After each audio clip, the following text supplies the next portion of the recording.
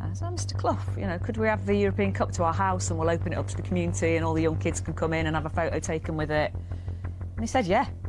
So they literally bundled the European Cup into the back of somebody's boot from Forest, and then they were bringing them back to our end, and then people were putting coats overhead. So we realised at that point that people were dying. Like, if anybody had a go at me because we'd lost, I would lose it. I would literally lose it.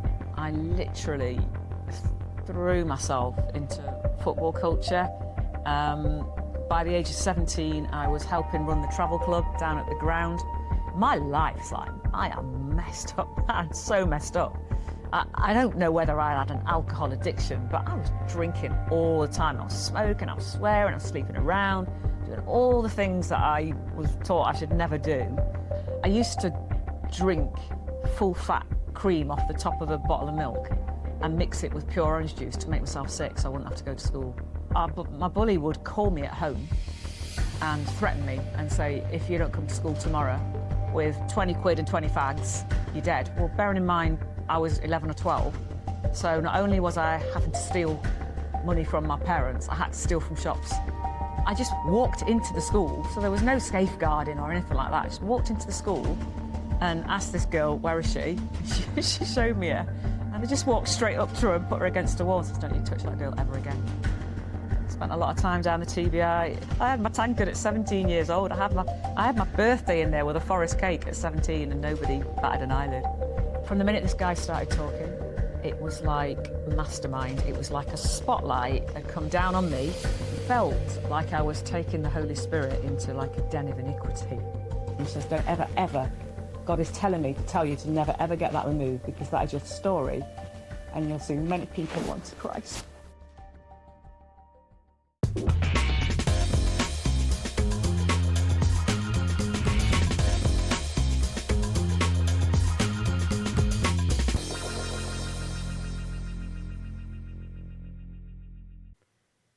Welcome to episode 9 of Faith Unfiltered. Here I am, all alone on the sofa. You may be asking, where is Pastor Kate? Okay, maybe you're not. But she's actually here. She's on the settee and she is my guest tonight. Welcome, Kate. Yeah, this is weird. Welcome, wife. Thanks. Welcome, Pastor. I feel like I'm not in my own living room, just like sat here propped up. Like, I should have my shoes off, chilling, GFLing, go full length on the sofa. Why haven't you got your shoes off? Well, I've always kind of got my shoes on, haven't I? But I just wouldn't normally sit like this on my own sofa. But then if I GFL, then won't be able to see me.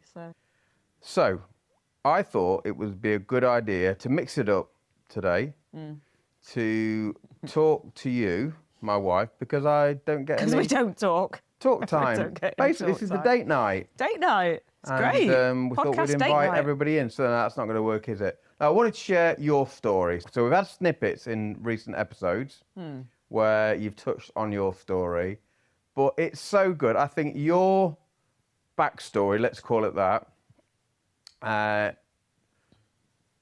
translated to today and the difference.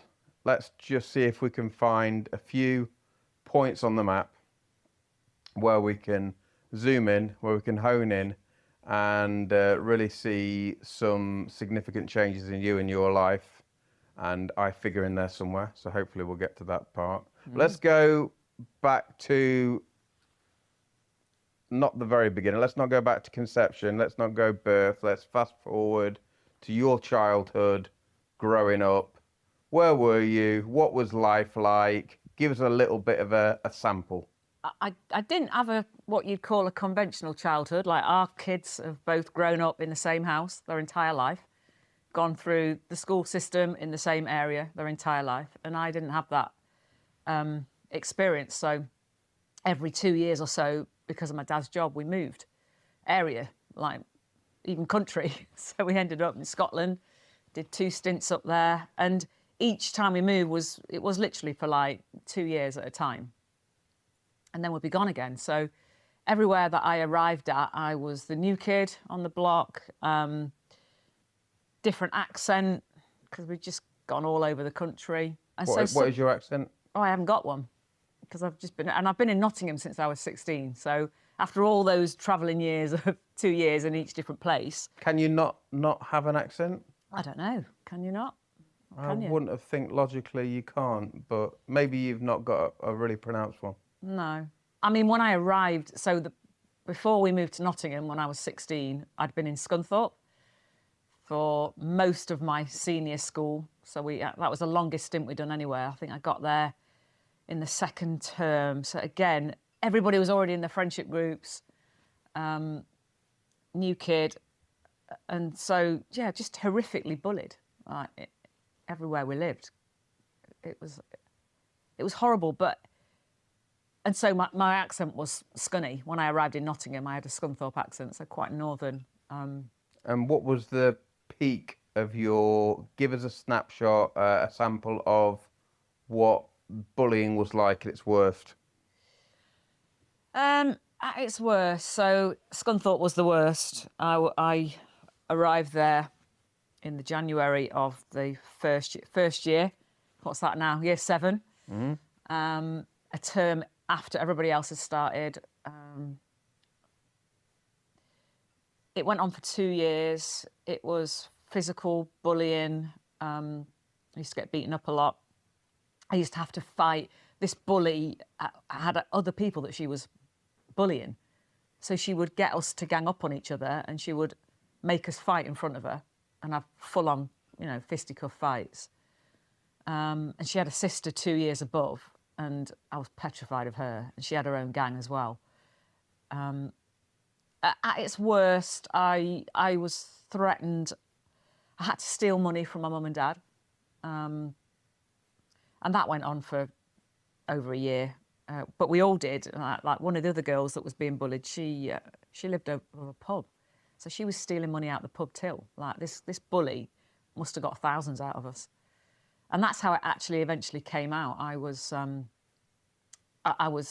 used to drink full fat cream off the top of a bottle of milk and mix it with pure orange juice to make myself sick so I wouldn't have to go to school. My friend used to put 2p pieces in a cob. Although when I lived in Scunny, it wasn't called a cob. And eat that just so she would make herself really ill. So we didn't have to go to school, so we didn't have to face our bully. But my bully would call me at home and threaten me and say, if you don't come to school tomorrow with 20 quid and 20 fags, you're dead. Well, bearing in mind, I was 11 or 12. So not only was I having to steal money from my parents, I had to steal from shops, anything that she wanted. One of her favourite things was boxes of Maltesers. So as a 12-year-old, I was a shoplifter for this bully. I didn't want to do it. I was petrified. So that, at its worst, it was when I was getting threatened at home to come in, even though I was off school sick. And this one particular day, my mum heard me on the phone. And back in the day, before these things, it was just a landline. And we used to have, because my dad had an office at home, we had one phone upstairs and one phone down. So when I was on the phone downstairs, my mum could hear me saying, I can't do it. She knew something wasn't right. So she went upstairs and picked up the receiver upstairs and listened into the conversation. And when she heard this girl say, you need to bring me £20 by tomorrow or you're dead, she checked my dad's drawer. That's where he kept his money. And she counted it. And then she counted it again in the morning and it was £20 short. So she came up to school and that's how it all came out. But yeah, at its worst, being beaten up, having to beat other people up, just the constant digs, just vile stuff. Like back in the day, the trend was to push your socks down. All the girls that wore this, you had to wear long socks for school, but you pushed them right down to the bottom of your shoes. I wasn't allowed to do that. Everybody else could, so they looked trendy. But I had to wear mine pulled up. Just silly little things like that. But the death threats and stuff, it was horrific. And how does that affect, or does that affect you today?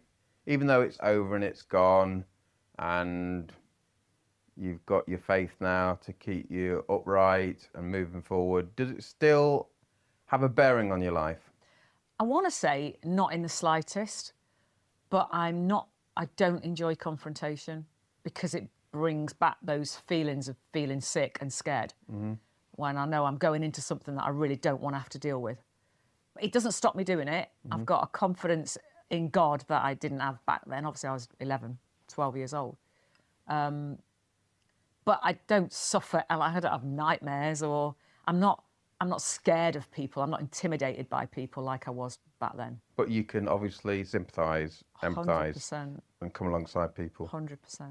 I don't know whether you remember this, but when we were running our youth group, one of our girls, I won't mention any names, she was being bullied at school, and something just rose up in me because I can't cope with it. I hate it. It's so wrong. I think I remember your wheel spinning off the drive in your car. Was that the... I don't know if I don't know, but I remember, I mean, this is what, going back 20 years, I just walked into the school, so there was no safeguarding or anything like that. I just walked into the school and asked this girl, where is she? And she showed me her. And I just walked straight up to her and put her against a wall and says, don't you touch that girl ever again. And I was like, this is what 35. This is what I have to live with every day for the last nearly 30 years. People don't understand. People really don't understand. Now, before we press record tonight, I sent you upstairs. That sounds a little bit dodgy, but I sent you upstairs to change your top.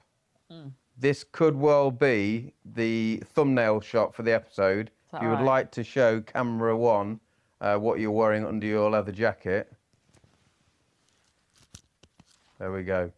So, Nottingham Forest, let's not talk about the game against West Ham. There. That was awful. For you West Ham fans, we just felt sorry for you, basically. No, we were just rubbish for that 10 minutes.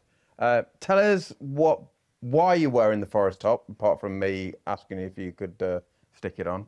And what part have the mighty Reds, Nottingham Forest, had in your life? Okay, so my dad was born in Retford, North Notts. But I was born in Tewkesbury in Gloucestershire, just because that's where his job took him. And wherever we lived, because he was a massive Reds fan, he always had a season ticket. Everywhere we lived, he would set up a Nottingham Forest supporters club. So he would take people to the games, because it was back in the day when you could actually get a ticket to go to a game. And so Forest was, football in our house was everything. It was on telly all the time. If it wasn't, well, Premier League didn't exist. Like, if it wasn't League One, it would be Serie A or Italia. Yeah. All that. It was just everything was football. But my dad was Forest mad, and went to all the games. Went to Europe, all that kind of stuff. And because I had an older brother, Bob, he was really into it, and so I wasn't your conventional daughter. I've always been a tomboy. Like, when you look back at photos of me and my brother, I'd be in a football strip with a football under my arm, with plimpsels on. Do you know what I mean? As a 70s kid. Have we not got one of them knocking around somewhere? Dread to think. That might be overlaid on the video, so just watch out for that. So yeah, I was just always been into football. And then I started going properly when we were living in Scunthorpe. So from about 11 or 12, I was going to the home games. And then at 16, my dad's turf patch changed where he was working. And I think he ended up, his patch was going to be like Rotherham, Sheffield, Donny. And so we could have lived there, but he decided, well, if we lived in Nottingham, I can literally just get on the M1 and I'm there within an hour. And my brother was just finishing college. I was just finishing school. So we realised that there was no jobs in Scunthorpe unless you wanted to go and work in the steelworks, and I wasn't that much of a tomboy. So he moved us to Nottingham. And he moved us to West Bridgeford in Nottingham. And he moved us within 1 mile of the infamous, world-famous City Ground. So when I moved here at 16, I literally threw myself into football culture. By the age of 17, I was helping run the travel club down at the ground. It wasn't a paid thing. Just organised people getting on the coach, ticking people's names off, making sure everybody got back on, telling everybody when we were going to be stopping, what services we were going to be at, how long we'd got, all that kind of stuff. And this was done like previous to this, wasn't it? Didn't your dad run travel clubs? So my dad ran supporters clubs, so he was bringing people in his car. But when we moved to Nottingham, and I started going to all the away games, I was on a coach, an official Forest coach from the ground. So, but when you were, for instance, up in, was it Scotland or were you in Middlesbrough or Scotland somewhere where you had a very interesting story about some contact with Mr. Brian Clough after one of the European Cup wins? Yeah. Just quickly tell us that and then we'll fast forward back. Okay, so 79 and 80, Forest won the European Cup back to back. And because my dad had set up these supporters clubs, he literally just rang the club. And I said, Mr. Clough, you know, could we have the European Cup to our house and we'll open it up to the community and all the young kids can come in and have a photo taken with it? And he said, yeah. So they literally bundled the European Cup into the back of somebody's boot from Forest. There was other cups, Bilbao Cup, other little things that they've won in the same season. Oh, other trophies. Other trophies came as well. I didn't know that. I just thought it'd wrap the European Cup in a blanket. 4 or 5 trophies in the back of someone's boot, all the way up the M1 to Scotland. And we opened the house up to the community and had the press in and everyone had the photos taken. And then the following year, we'd already moved. We were in Middlesbrough and we won it again. And he called again because he'd set up another supporters club in Middlesbrough. And they did it again, just bundled it in someone's boot. Up it came the motorway. And Classic So I have had the European Cup in my house twice. Brilliant. Okay, so we're back to throwing yourself into football culture. Yeah. Around about the age of 17. You're all in. All in. And I'm guessing... Home, away, pre-season friendlies, youth team, reserves, England internationals. Any game, I would be there. Like literally, Didn't you say miss a any game, all games? Didn't miss a game for 7 seasons. Even reserves? Might have missed some reserves, but definitely not home and away. So that's pretty hardcore. What came with the territory? Drinking, men, all the things that probably shouldn't have come with the territory. And we'll leave the men aside. Tell us about the drinking. Where did that happen? On the coach, on the way, in a pub by an away ground or down the local Trent Bridge Inn. That was my haunt. Mm-hmm. Spent a lot of time down the TBI, and so regular that I think you said you had a tankard. I had a tankard behind the bar. Forest tankard with my name etched into it behind the bar, and when I walked in, I didn't have to ask for what I wanted. It would just get put on the thing. And sounds like an old episode of EastEnders or something. And I wasn't even legal. I had my tankard at 17 years old. I had my birthday in there with a Forest cake at 17, and nobody batted an eyelid. Wow. Yeah. So you're all in. You're one of the boys to a certain extent, and also one of the very few girls. Very few. What would you say the difference is from back then? So what we're talking late 80s? Late 80s, early 90s. And you and I are still going today. We look around and, oh, crikey. You commented yesterday at the game. Well, yeah, I was talking about the different age groups more than anything. But I don't know. I'd guess 5 or 10% females, would you say? Oh, I'd say it's more than that now. Would you? Yeah. I don't think it'll be loads more. Well, if it's 5 or 10 now, it must have been like 1 or 2 well, that's back what, then. That's what I was going to ask you. There was nobody. Literally within 100 Interestingly, people, though, you'd be one. I was actually at the Hillsborough disaster, and that night I was in the TBI with my tankard, crying into my pint, and there were 2 girls sat at the bar, and they'd been at Hillsborough, and we became best mates and did all the away games together for about 6 years. Wow. Talk to us about that just for a minute. We are trying to capture a younger audience, so they might not know what Hillsborough was. So just give a little bit of context around that. So Forest were playing Liverpool in the semi-final of the FA Cup, and we played at Hillsborough, the Chef Wednesday Stadium, and 10 minutes in, everybody realised that something was not right. The Liverpool fans were what we thought were storming the pitch, because that's sort of the thing they did back in the 80s and 90s.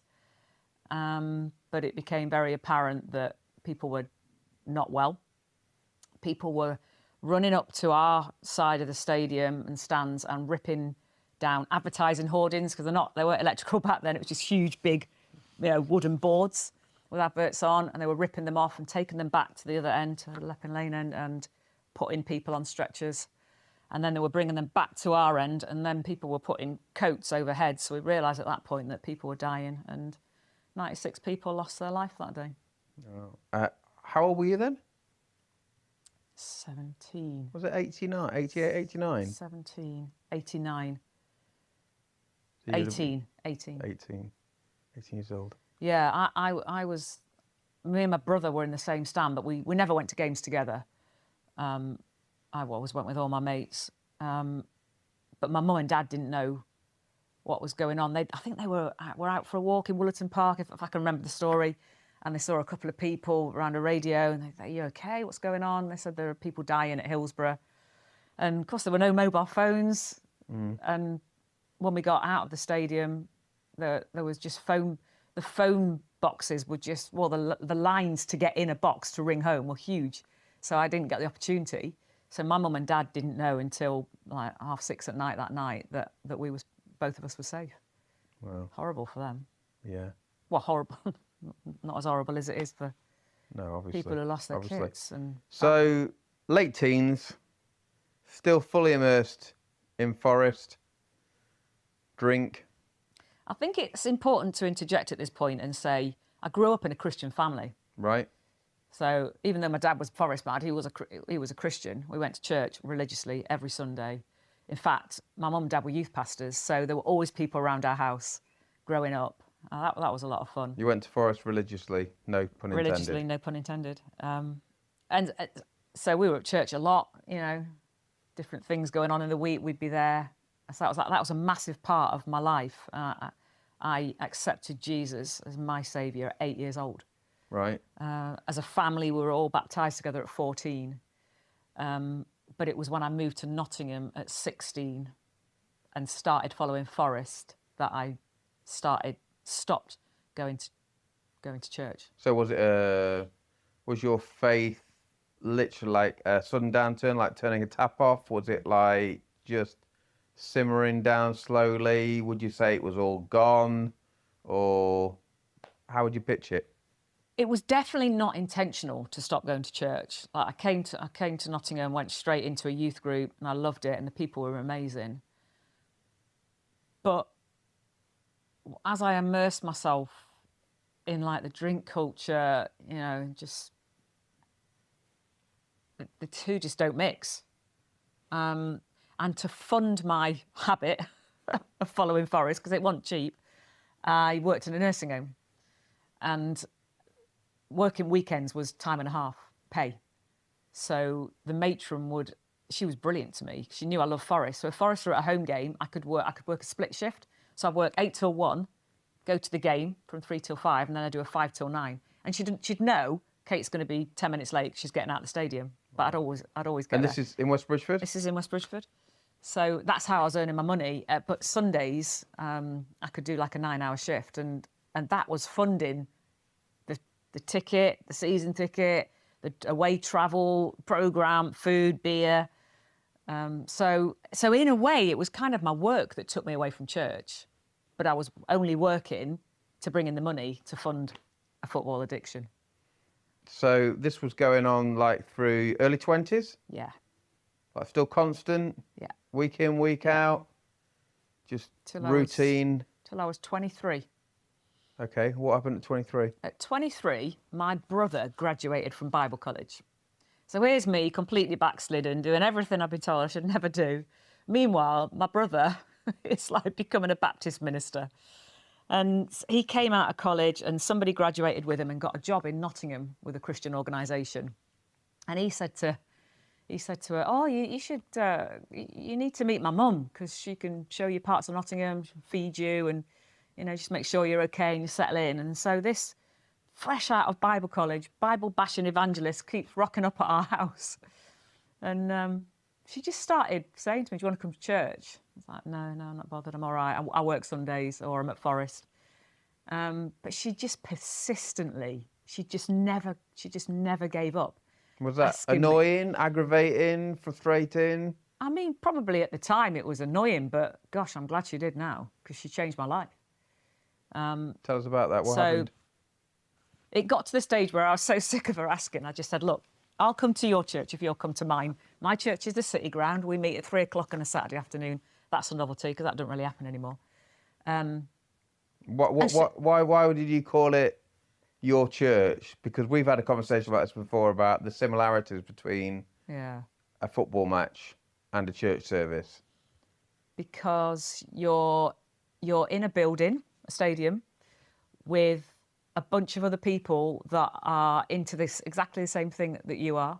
It is family. You stick together, you stick up for one another, you look out for one another. There's a sense of belonging. You worship there. You sing songs to a football team. And ironically, to old hymn tunes. Yeah, some of them, yeah. So yeah, that was my church. For 7 years, that was my church. And so yeah, I said, I'll go to your church if you'll come to mine. So we flipped a coin.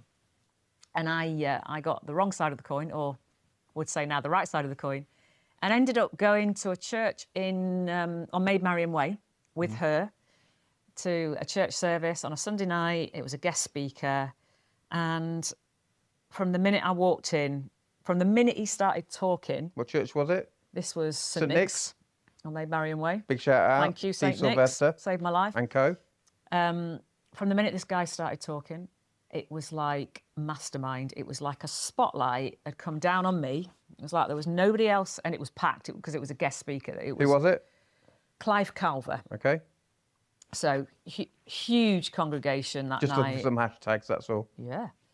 And at the end, he said, if anybody either wants to give their life to Jesus for the first time or come back to him, which was my story, just stand up now in your seats and I'll pray for you. Stand up in where you sat and I'll pray for you. And I was on my feet, bawling like a baby, and I just was like, why am I standing up? Fortunately, there were other people standing up. I was like, why am I standing up? And I realised that God had come looking for me. He'd wooed me. He'd hunted me down. I was not ready. I think in the back of my head, I always thought, I'll definitely return to my faith. I think a lot of people, when they get married or have kids, think, I want my kids to be raised the same way that I was because I love the value sets and that kind of thing. But I wasn't looking for God that night at all. I was just passing her off so that she could stop bugging me to come to church. But when you say you found yourself kind of standing up, well, you're making out almost like you had no part in it, even though it was your body. That's what it felt like. That's exactly what it felt like. Did you feel like you were kind of like taken over in some way, or...? Because the message of the cross is so powerful. You know, Jesus died for me. And I think the second time round, so we'll be called prodigals, you know, we're people who are returning to Jesus. There's a story in the Bible about the prodigal son. We mentioned that the other week. The second time round is even more powerful because it's like, hang on. So you accept me the first time, and then I learn everything in the Bible and all the wonderful ways that I'm meant to live my life, but I turn my back on all of it. I turn my back on God, and he still came back for me again. He came again. Like, that's crazy. So did you think maybe you'd blown it? Or did you just not feel worthy? Both. Definitely both. So even though I think that's where the tears came from. So even though you might have had some long-term distant plan that, you'll sort your life out at some stage, there was still no probably cast iron guarantee in your mind? No. That could happen or would happen? No, especially because at the time, you know, I'm hanging around with football thugs and copping off with guys that are just awful. And that could have been my life. I could have married one of those guys. And how different would my life have looked if I hadn't have married you? We'll come to that in a second. That's a frightening thought, to be honest. It's all right when you're in your late teens, just mucking about with people, but to settle down and marry a football thug and that your entire life is just based around the emotions of a game. And so how old were you at this stage 23. at the church service? 23. Okay, we could expand on that loads, but we want to fit in a few other spotlights on the timeline. What happened? what happened, like, when you woke up the next day or you got home, or what was different? It was a radical conversion for me, because I said to him, oh, my gosh, if you're real and you want me to come back to you, my life's like, I am messed up. I'm so messed up. I don't know whether I had an alcohol addiction, but I was drinking all the time. I was smoking, I was swearing, I was sleeping around, doing all the things that I was taught I should never do. And I said, you need to break all my addictions tonight, God. Because I'm an all or nothing person. I'm in or I'm out. Obviously, Forest, I couldn't just go to one game. I had to go to all of them. Mm-hmm. I'm an all or nothing person. So I was like, if I'm in, I'm in. But I can't be in with all this stuff in my life. And it needs to be gone so that I can concentrate on living my life for you again. And he broke everything that night. I didn't drink again. I didn't smoke again. I didn't swear again. And not only did I didn't want to be sleeping with anyone. I actually said to God I need a Christian husband. I'm not getting any younger. I don't want to. I've just mucked about for 7 years. I don't want to do any of that anymore. How empty is that? I want a Christian husband. That's what I said to him on that night. So he broke all my addictions. And then the following week, I realised I need to find a church. So I got in my car, went off my drive, literally went down the road, turned a corner, and there was this church. It was in November, so it was all lit up with these modern stained glass windows. So you hadn't planned to go there? You just went looking for somewhere? I had there's no internet. You can't Google something. So I don't know what I'm going to do. Yellow Pages, come on. Was the Yellow Pages, that's true, yeah. No, I literally just got in my car. Yellow Pages, by the way, was a big, thick book about that wide, and it literally had every single service that you'll need in your life, from plumbers to chiropractors to whatever. So yeah, no, I didn't do any of that. So I saw this lit up church, thought that'll do. I'll try this one tonight. Walked in, there was quite a lot of young people. You were there, and I recognised you because we'd been at college together 6 years previously. Weird. And then she looked at me and thought, weird, and here we are 30 years later, exactly the same story. Yeah, very weird.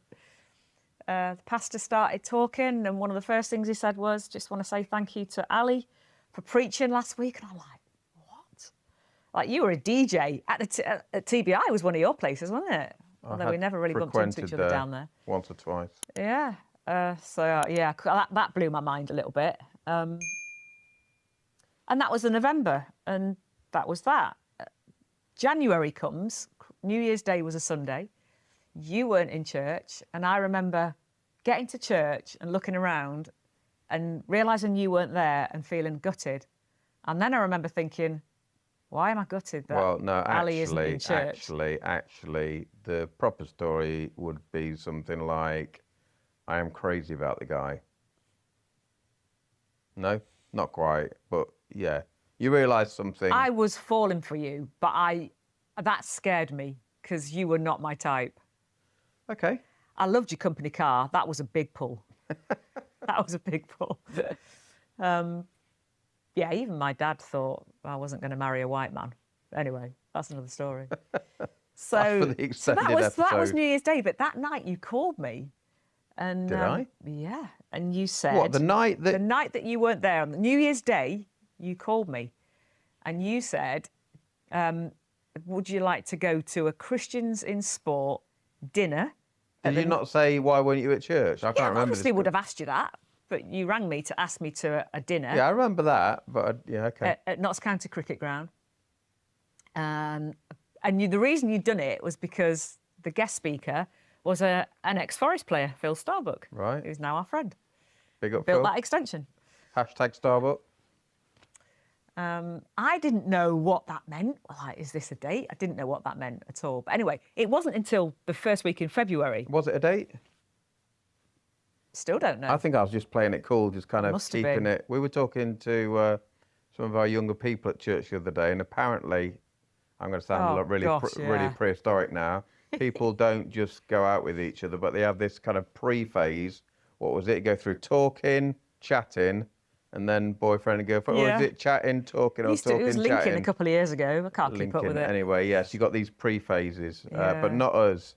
Not us. Well, maybe that was a chatting phase. Yeah. But anyway, so I invited you to this. Yeah, which was a month away. A month away, okay. Anyway, so we get to February, so we go on that together. Still don't know if it was a date. There was no holding hands, no kiss or anything like that. Dropped me back off at home, and as you dropped me off, you said, "Oh, a load of us are going to the cinema tomorrow night. Do you want to come?"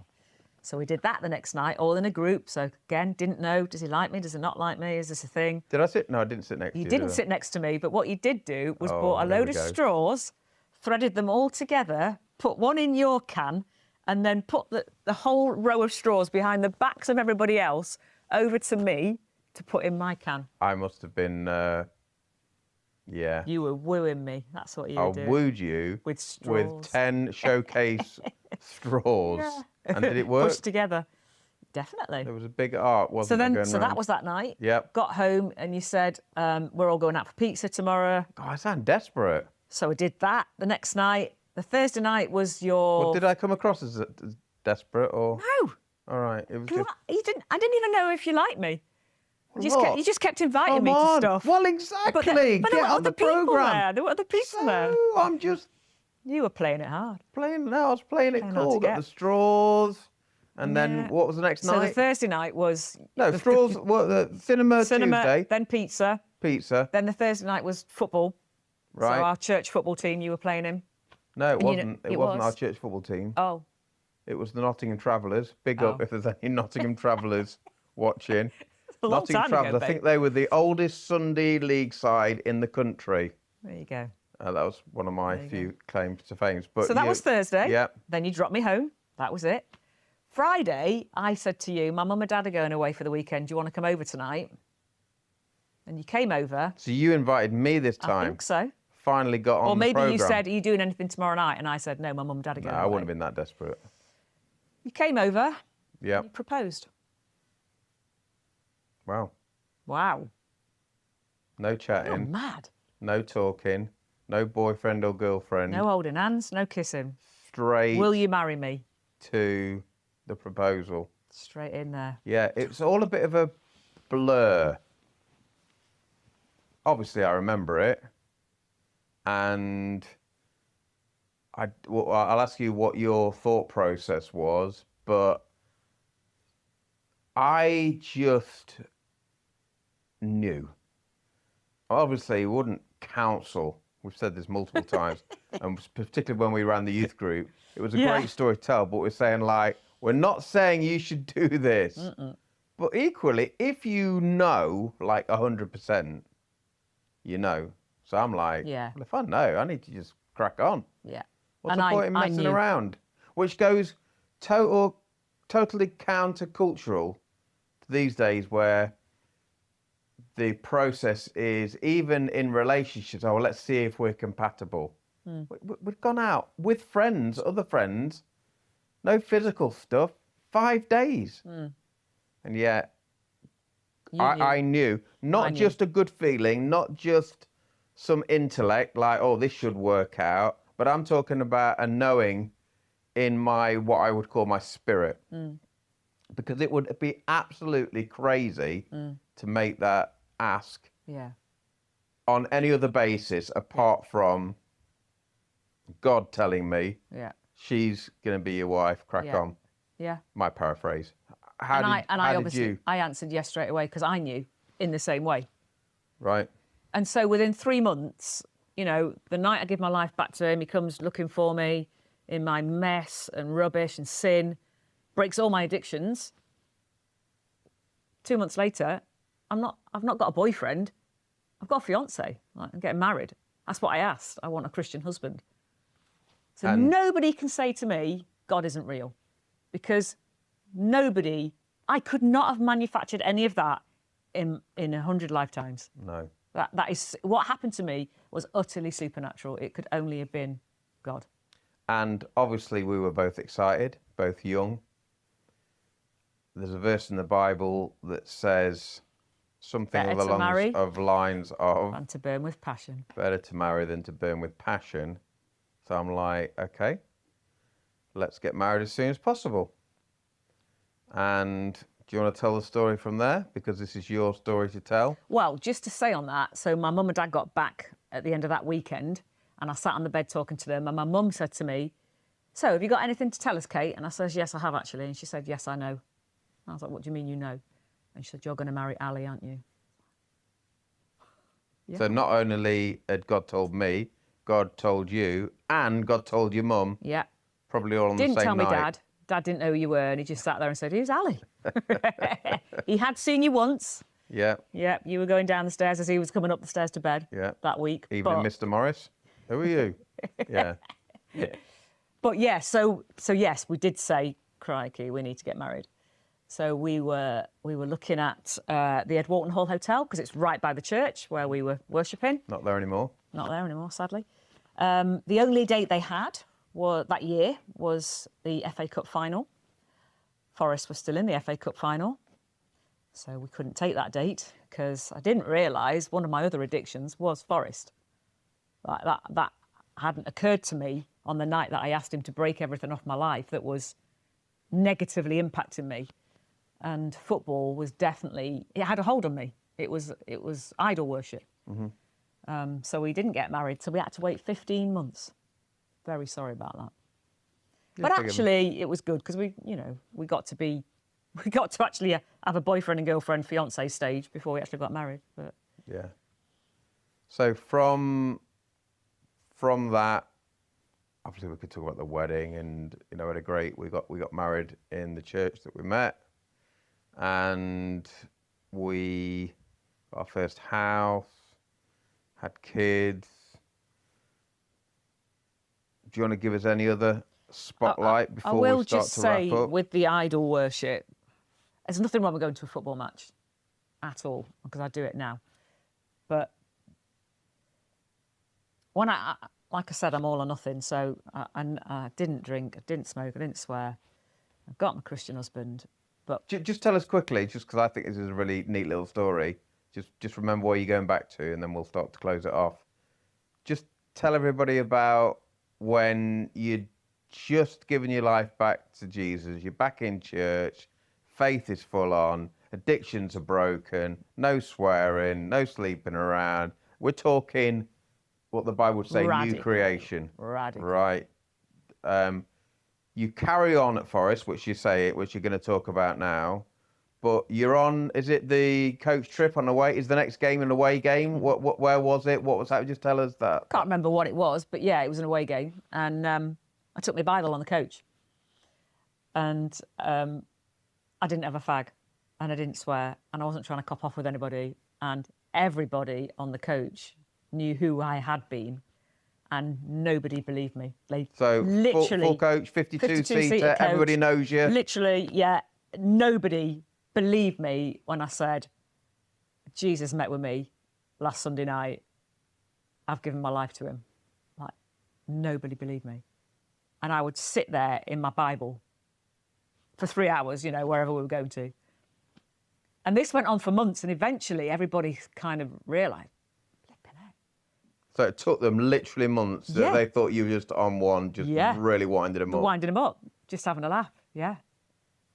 And some of them came to my wedding, which was brilliant, actually, because then they saw who I really was. Wow. Which is really powerful. So Forest was still going on. Yeah, so we got married. I was still really into Forest. But what I was realising was the more time I spent worshipping God in church, the less desire I had to worship Forest. Mm-hmm. Like God had replaced Forest. God had become my number one. He was the love of my life, not Forest. And Forest had been for 7 years. And so I think it was that we had a season ticket together in the first year of marriage. Mm-hmm. And at the end of that year, I said to you, I'm done. I don't want to do that. I don't want to watch.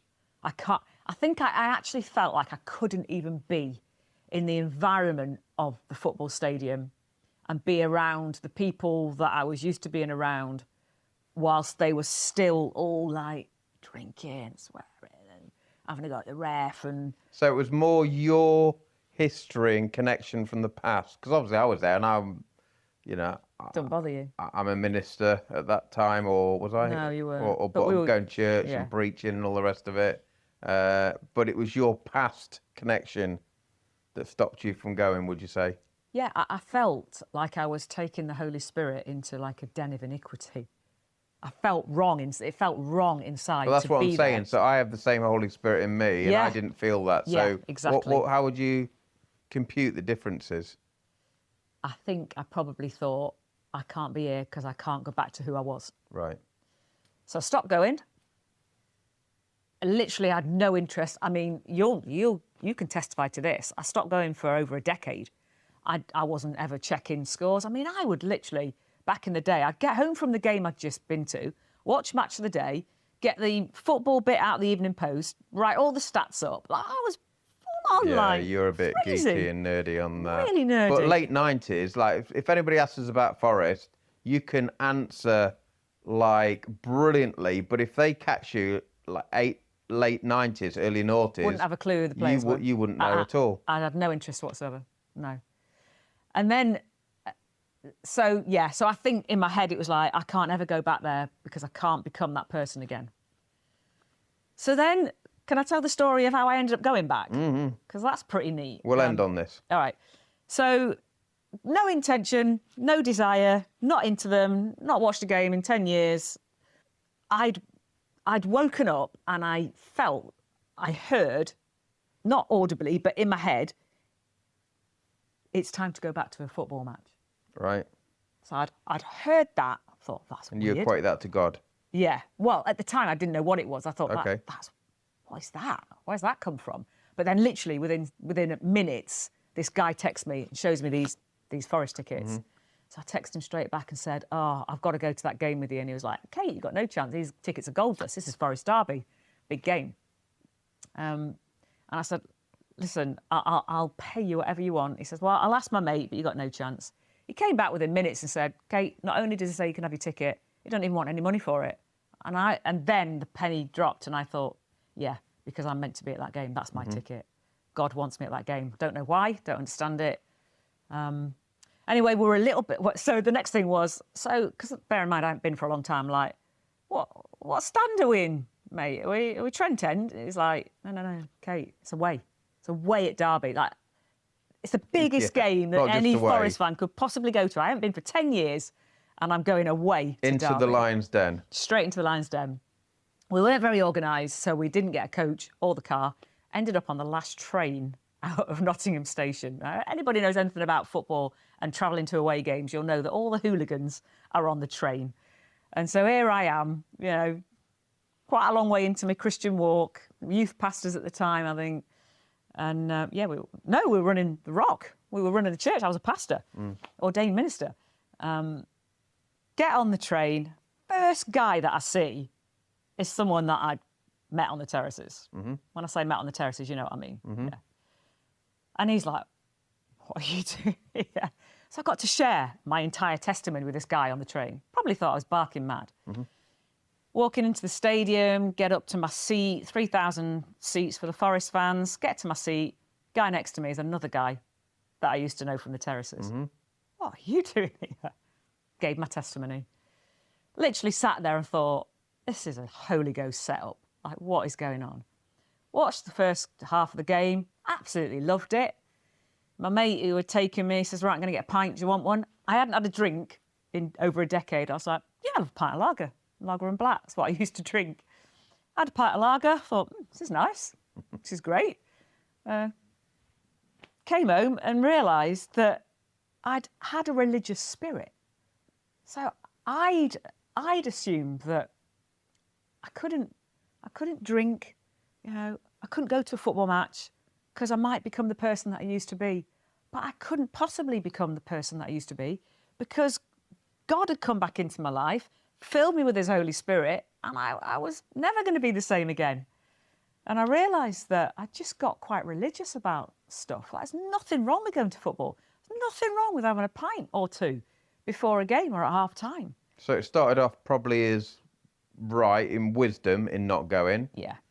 But it probably got prolonged and transferred into some kind of religious practice in terms of, and when we say religious, and you said religious spirit, you're talking about something that is influencing you in the wrong way. because some people watching will think, well, you are religious. Yes, we are religious in the fact that we're Christians. We have given our lives with the language to Christ. He then comes in us when we accept him as our Lord and Saviour, the one who saved us from our sins. In your case, all the messing up, messing around. He saved you from the consequence of that. Yeah. But then there was probably wisdom in not connecting with the past for you, for your own benefit. But at some point, it probably went too far. Yeah. And you were almost trying to stay away it wasn't a relational, it wasn't because of your relationship with God. It was almost like, well, how would you describe it? No, I just didn't want to be that person. I thought I would end up that person again. Right. That I'd get sucked back into that way of life. Yeah. And that would threaten everything. So it's more about, it was probably I wanted for you, to be right with God. Yeah, you wanted to be right with God, but it wasn't. I didn't realise I could have both. Yeah, but it wasn't so much it was relationship focused, but it was more rule-based focus. It's almost like you did the practical side is you wanted to go on with God, but you equated that to coming away from old sinful natures. Yeah, and I think the practices. other thing that was maybe in the back of my mind was when I followed Forrest as a teen, it ruled my life. Mm-hmm. It ruled my emotions. Like if Forrest won, I was the life and soul. I'd be the first one down the TBI, getting the rounds in, starting songs in the pub. But if they lost, like, don't even come near me. I mean, people, because I went to uni in Nottingham, because I'd moved so much. When it was time to go to uni, I thought, why do I need to leave Nottingham? I've only just got here. So I went to Trent. So, of course, everybody from Trent that went to Trent wasn't really from Nottingham. And so there was people, there were Man U fans, or Liverpool fans, Spurs fans, all that kind of stuff. Everybody knew, don't go near Kate if Forest have lost, because she'll rip your head off, literally. Like, if anybody had a go at me because we'd lost, I would lose it. I would literally lose it. And has that all gone? I say that on purpose, because especially like a 3-0 drumming against West Ham, it conjures up those feelings. It's almost like stuff comes to the surface and you recognise for what it is, and then you put it back down again. Yeah. And I think that is your path. It has no hold on me now. Whereas I'm like, oh, we just got to drum. I don't like it. It's just a game. I don't like. That's my classic. Yeah. It's just a game. It's not life. But I've still, learned to say that. Yeah, and I'm still wrapped up in the emotion just as you are during the 90 minutes. Yeah. But afterwards, like, if we've won, great. If we've lost, okay. There's another game around the corner. Yeah, and I think that's where the check is with me. It's like, and it's interesting actually because I'm actually writing a sermon at the minute on idol worship, so it's bringing it all back to the forefront of my mind. And I have said to God, if this is becoming a thing again for me, like if this ever is taking any kind of hold, I will give it up. I would give them up again. I don't want to because I love it. Mm-hmm. And it's okay to enjoy a football match. But if it had the hold on me that it had back then, I would have to lay it down again. If you could erase tattoos, I think, can you erase tattoos? Yes. You can. If you had the money to erase tattoo, would you take that one off your right arm or your left arm? No. Of Forrest? Show it to the camera. No, I wouldn't, and I'll tell you why. So, when I stopped doing, I began to really hate it. And I remember saying to my boss how much I hated it, and my boss said to me, I'll pay for you to have that removed. Because it was very poorly done, wasn't it? Let's be honest. Yeah, but no, I had it redone. So it yeah, the original one. Yeah, it was pretty bad. But I remember being in a prayer meeting, and there was this woman from America. I think she was a church planter. And I had a vest top on, and I got talking to her. And because of where it is, whenever you're talking to anyone, you can see their eyes go down, because it's like, what's that? Mm-hmm. A scar, And as soon as she did that, I was embarrassed by it, because by this point, we were running a youth group. I said, oh, don't worry about that. I'm getting that removed. And she took my hand off my arm and says, don't ever. God is telling me to tell you to never, ever get that removed, because that is your story. And you'll see many people want to Christ. Wow. And let's believe that even through this new podcast, telling your story on here for the first time in a full-length episode, which I should have realised was going to go on nearly an hour anyway. Sorry. But that's fine. That's fine. And show us one of your newer tattoos from the born again spirit of Kate Kent. This one. What's your favourite? Is that your favourite? Only believe, Mark 9:23. No, my favourite is I've just had the fruits of the spirit on my back. Okay. Love, joy, peace, patience, all that. Right. Have you got me on there anyway? Have you got I love Al or anything? No. How many tattoos have you got? We said this last episode. Was it something I stupid don't want like to say it again because you'll tell me off. 21? 21, and I'm not featuring on any one of them. On that note, thank you, Pastor, Kate, wife, lover. Not girlfriend because we never got to be girlfriend, boyfriend. But thanks for coming on the sofa, your sofa, and we look forward to seeing you. Can I GFL now? Back here. People won't know what GFL is. Go full length. Yeah, but it's just not a good thing to say. Recline. We keep telling you this. It's not a good thing to say because people will be thinking other things. Oh, that's just your mind. I'm a bloke. Let's leave it there. Love you all. Thanks for watching. You. God bless. See you soon. Bye.